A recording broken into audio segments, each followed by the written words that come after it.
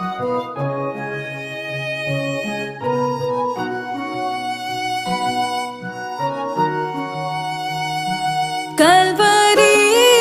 के पास खड़ा हो,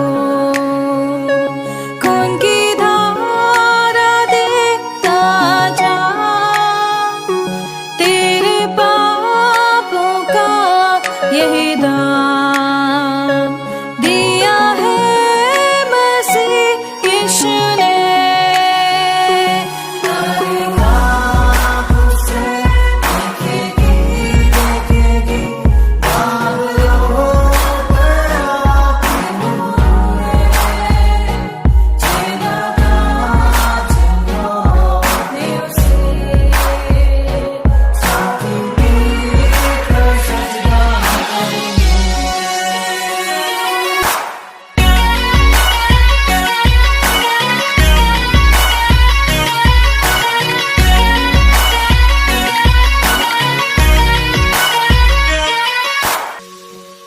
ये हुआ सब तेरे लिए, तूने भी उसे छेड़ा था, फिर भी प्यार से वो बोला था, जाता क्यों नहीं तू उसके पास, फिर भी प्यार से वो बोला था, जाता क्यों नहीं तू उसके पास।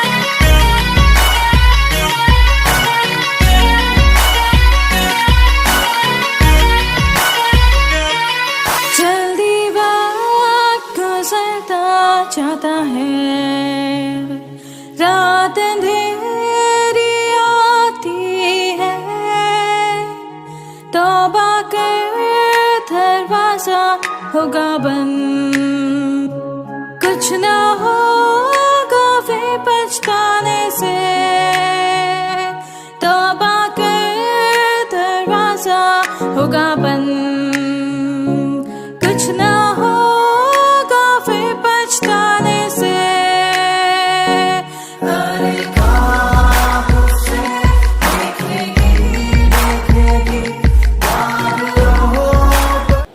हम प्रभु परमेश्वर को धन्यवाद देते हैं आज की सुंदर सुबह के लिए कि परमेश्वर ने आज का सुंदर दिन मुझे और आपको दिया है ताकि हम परमेश्वर की महिमा करें, परमेश्वर के नाम को धन्य कह सकें।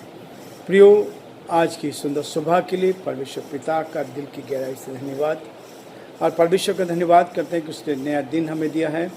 आज प्रभु की बड़ी कृपा हुई कि हम आज के दिन को देख पाए। आज शुक्रवार का दिन है, परमेश्वर का धन्यवाद करते हैं। एक एक दिन वो हमारी मदद करता है, एक एक दिन हमारी रक्षा करता है और हमें अपनी महिमा के लिए इस्तेमाल करता है।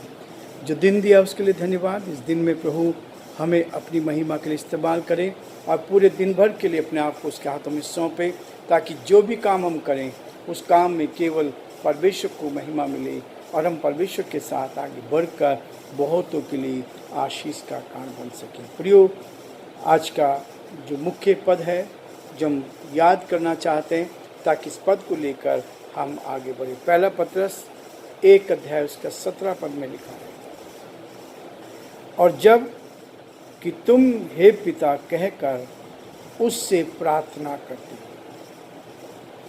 जो बिना पक्षपात हरेक के काम के अनुसार न्याय करता है, तो अपने परदेशी होने का समय भय से बिताओ। परमेश्वर का वचन पहला पत्र उसका 1 अध्याय 17 पद में कहता है, और जब कि तुम हे पिता कहकर उससे प्रार्थना करते हो तो बिना पक्षपात हरेक के काम के अनुसार न्याय करता है। तो अपने परदेशी होने का समय भय से बिताओ। प्रियो, परमेश्वर चाहता है हम तो इस प्रदेश में, इस संसार में परदेशी के रूप में हैं, इसलिए हमारा जीवन परमेश्वर के अनुसार हो, पक्षपात ना करें और पक्षपात की भावना हमारे अंदर ना रहे। आज मैं आपके सामने गलती उसका 5 अध्याय 7, 8 और 9 पद को पढ़ना चाहता हूँ, जहाँ लिखा है, तुम तो भली भांति दौड़ रहे थे, अब किसने तुम्हें रोक दिया कि सत्य को ना मानो।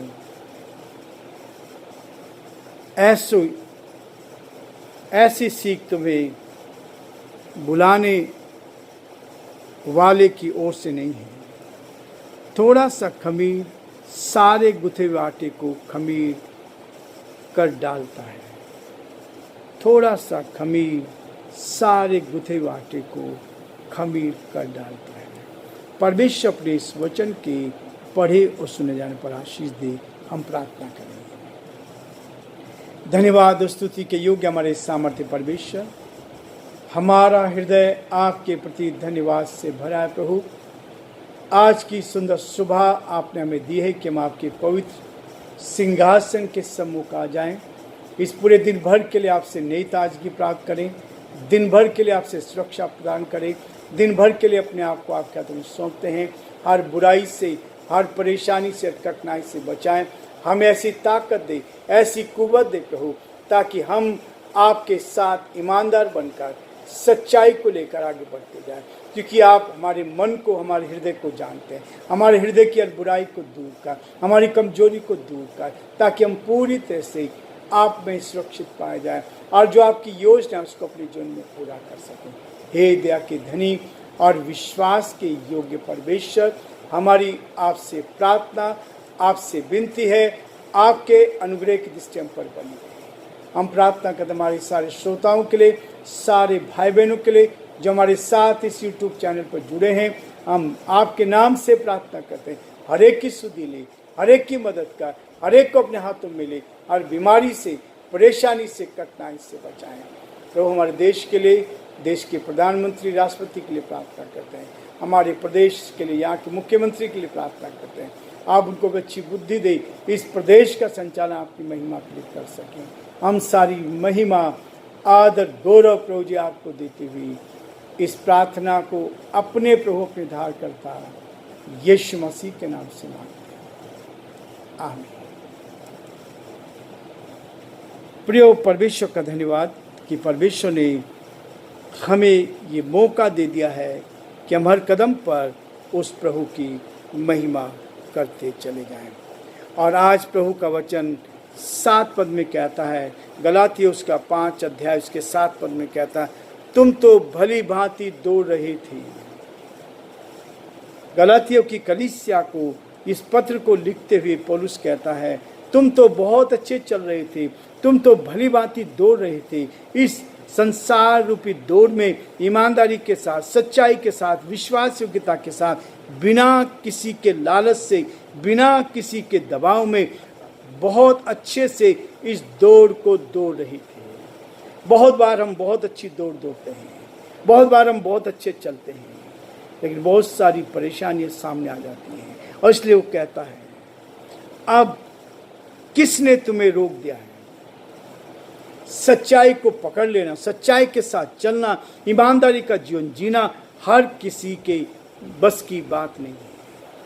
ईमानदार बनकर जीना हर कोई नहीं जी सकता, हर कोई ईमानदार नहीं रह सकता। लेकिन प्रभु मुझे और आपको ईमानदार बनाना चाहता है, ताकि हम ईमानदारी के साथ परमेश्वर के उस गहरे प्रेम को अपने जीवन में लें, ईमानदार बनकर आगे बढ़े। किसने तुम्हें रोक दिया है? ऐसी कौन सी पावर थी जिस पावर ने मुझे और आपको उस सच्चाई से रोक दिया है? आज बहुत सारे लोग हैं, सच्चाई पे चल पड़ते हैं, लेकिन बीच में रुक जाते हैं। लेकिन प्रियो, परमेश्वर का वचन कहता है, सच्चाई को लेकर यीशु ने कहा, मार्ग, सत्य और जीवन मैं ही हूँ। बिना मेरे द्वारा कोई परमेश्वर पिता के पास नहीं पहुंच सकता। इसलिए प्रियो, परमेश्वर का ये वचन कहता है, किसने तुम्हें रोक दिया कि सत्य को ना मानो। सच्चाई को रोकने वाला एक ही है, जो शैतान हमें गिराने की कोशिश करता है, जो हमसे झूठ बुलाने की कोशिश करता है, जो हमें परमेश्वर की संगति से अलग करना चाहता है। किसने तुम्हें रोक दिया कि सत्य को ना मानो। सत्य को जानो तो सत्य तुम्हें स्वतंत्र करेगा, सत्य तुम्हें स्वतंत्र करेगा। ऐसी सीख तुम्हारे बुलाने वाले की ओर से नहीं है कि हम सच्चाई को छोड़कर संसार की ओर मुड़ जाएं। ऐसा हमारे बुलाने वाले, जिसने मुझे और आपको बुलाया है, ऐसी सीख उसकी नहीं है।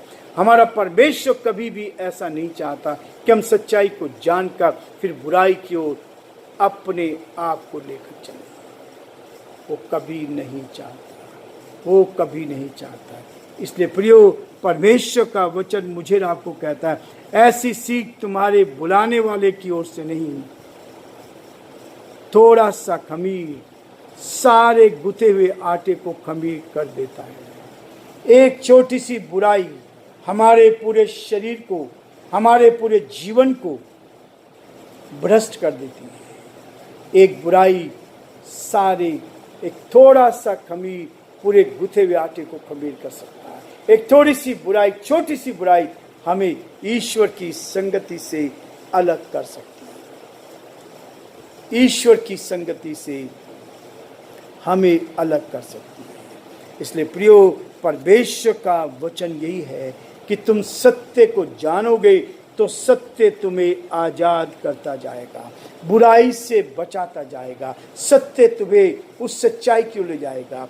इसलिए गांधी जी ने कहा था, सत्य मेरा भगवान है, सत्य मेरा भगवान है। और यीशु ने कहा, मार्ग और सत्य मैं ही हूँ। बिना मेरे द्वारा कोई पिता परमेश्वर के पास नहीं पहुंच सकता है, उस सच्चाई को नहीं जान सकता। सच्चाई यीशु मसीह है, जिसने मुझे और आपको बनाया, जिसने मुझे और आपको इस संसार में रखा, ताकि हम उस पर विश्वास करें और शैतान पर जीत पाते हुए आगे बढ़ते जाएं।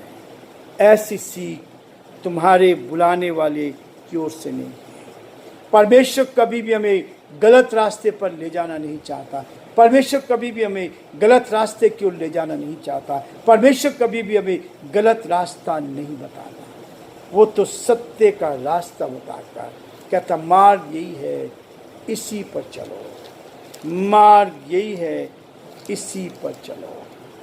और यही मार्ग है जो आपको स्वर्गीय रास्ते में ले जाता है। इसलिए 9 पद में कहता, थोड़ा सा खमीर पूरे गुथे हुए आटे को खमीर कर सकता है।